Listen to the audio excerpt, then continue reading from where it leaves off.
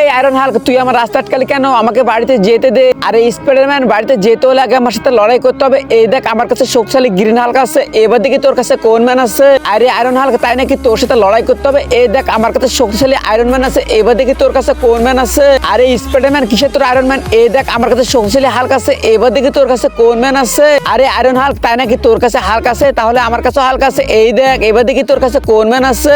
আরে স্পাইডারম্যান, আমি তোকে কোনোভাবে জিততে দেবো না। এই দেখ, আমার কাছে রাজা হাল্ক আছে, এবার দেখি তোর কাছে কোন ম্যান আছে। আরে আয়রন হাল্ক, তাই নাকি? এত বড় কথা? তাহলে দেখ এবার আমি কাকে নিয়ে আসি। তো বন্ধুরা, স্পাইডারম্যান শেষে কাকে নিয়ে আসলো সেটি দেখার আগে বন্ধুরা, তুমি তো সে যে বিনা কারণে বিভিন্ন জায়গায় লাইক এবং সাবস্ক্রাইব করেছো। কখনো কি আল্লাহর জন্য লাইক এবং সাবস্ক্রাইব করেছো? যদি তুমি মন থেকে আল্লাহকে ভালোবেসে থাকো তাহলে অবশ্যই ভিডিওতে লাইক দিয়ে চ্যানেলটি এখনই সাবস্ক্রাইব করো। আর তোমার হাতে সময় থাকলে অবশ্যই আল্লাহর নামটি কমেন্ট করে দিও।